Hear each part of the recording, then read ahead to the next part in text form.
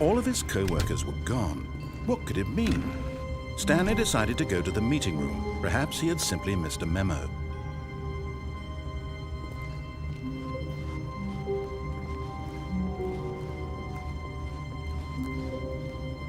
When Stanley came to a set of 2 open doors, he entered the door on his left.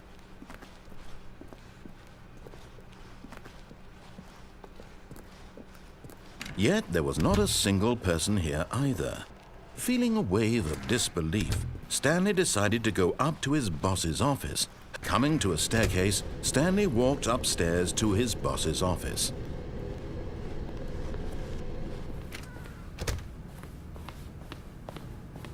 Okay, I think we all know the drill by now. Blah, blah, blah. Dark secrets, the keypad. Stanley pushes some buttons. Oh, hey, look, it's a new passageway. Quelle surprise.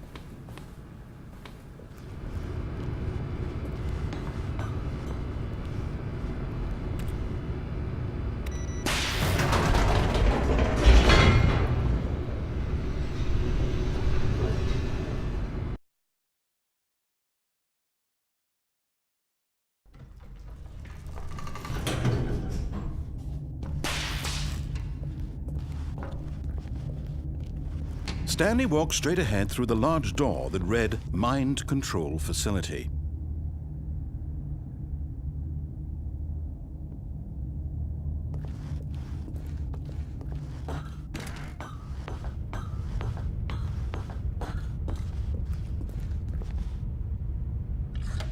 The lights rose on an enormous room packed with television screens. What horrible secret did this place hold? Stanley thought to himself. Did he have the strength to find out?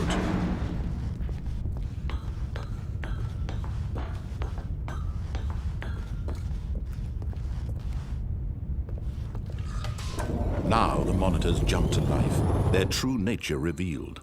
Each bore the number of an employee in the building, Stanley's co-workers. The lives of so many individuals reduced to images on a screen, and Stanley, one of them, eternally monitored in this place where freedom meant nothing.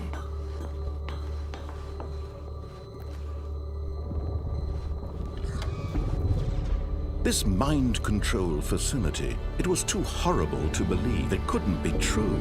Had Stanley really been under someone's control all this time? Was this the only reason he was happy with his boring job? That his emotions had been manipulated to accept it blindly?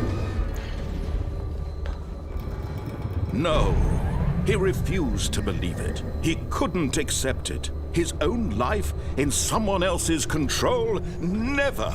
It was unthinkable, wasn't it? Was it even possible?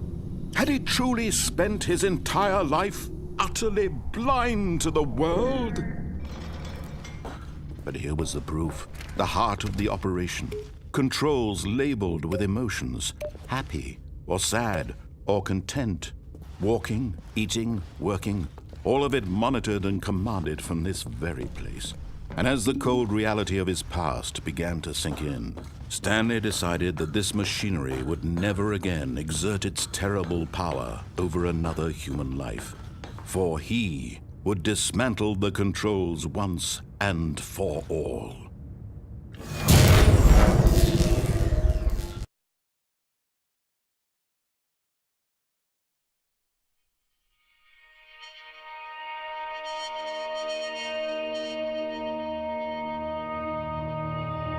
Blackness and a rising chill of uncertainty.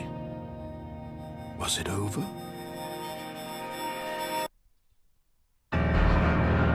Yes, he had won. He had defeated the machine, unshackled himself from someone else's command. Freedom was mere moments away. And yet, even as the immense door slowly opened, Stanley reflected on how many puzzles still lay unsolved. Where had his co-workers gone? How had he been freed from the machine's grasp? What other mysteries did this strange building hold?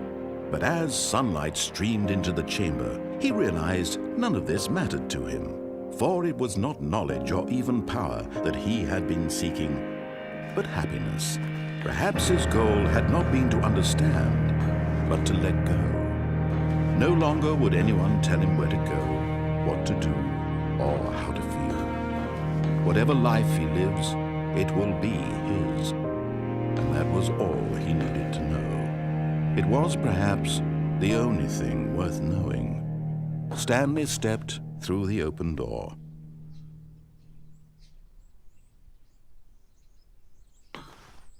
Stanley felt the cool breeze upon his skin, the feeling of liberation, the immense possibility of the new path before him. This was exactly the way, right now, that things were meant to happen.